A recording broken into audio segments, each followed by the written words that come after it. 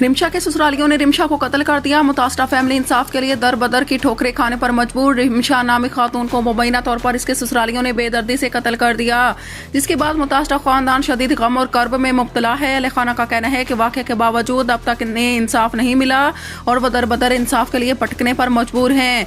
मुतासरा family ने वज़ीर आला सिंध, गवर्नर सिंध, IG सिंध और दीगर कानून नाफिज करने वाले इदारों के आला अफसरान से मुतालबा किया कि वाक़े का फौरी नोटिस लिया जाए और मुलविस अफराद को गिरफ्तार करके सख्त से सख्त सजा दी जाए। अहले खाना के मुताबिक अगर इन्हें बर वक्त इंसाफ ना मिला तो वह एहतजाज पर मजबूर होंगे। मजीद तफसीलात देखिए इस रिपोर्ट में।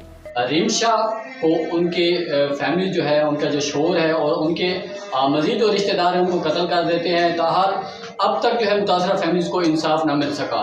इस वक्त रिमशा की वालदा हमारे साथ मौजूद है। मज़ीद इनसे जानते हैं कि इनका क्या कहना। अस्सलाम वालेकुम।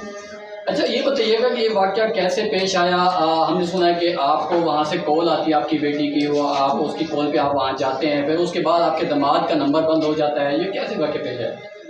वाक़या ऐसे होता है जैसे हमें बुलाया जाता है, उसके बाद जैसे हम वहाँ पर पहुँचते 2 बजे के करीब पहुँचते हैं, हम कई घंटा नीचे खड़े रहते हैं क्योंकि मेरे को इतना हिम्मत नहीं होती। हम अपनी बच्ची को कुछ जाके देखते हैं क्या मामला है क्या नहीं है, क्योंकि वो 1.5 साल से आना चाहती है।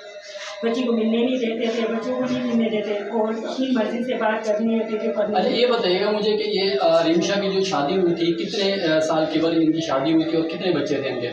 5 साल हो गए शादी को, 2 बच्चे, 3 साल का है, 1 साल 2 महीने का है, दोनों। तो जब आपकी बेटी आपको कॉल करती है तो वहाँ पर आप जाते हैं उनके घर, 1 घंटा वेट करते हैं, उसके बावजूद क्या आपके दामाद का नंबर बंद था? जिससे मैंने कॉल की, दामाद का नंबर बंद जा रहा था, घर में मौजूद था, लेकिन उसने जानबूझ के नंबर ही बंद कर दिया था। तो रिमशा ने जब फ़ोन किया आपको तो उसको किस नंबर से फ़ोन किया था? अपने शोहर के नंबर, उसके शोहर ने बोला बेटी से बात करो। अच्छा, फिर उसके बाद क्या होता है? जी, 1 घंटे बाद फिर क्या होता है? फिर 1 घंटे बाद ये होता है जैसे उसका देवर आता है, असलान नाम है उसका, वो नमाज के लिए जा रहा होता है। फिर उसके बाद जब मैं खड़े खड़े 1 घंटा हो जाता है, परेशान हो जाती हूँ। फिर बात है माँ हूँ उसकी,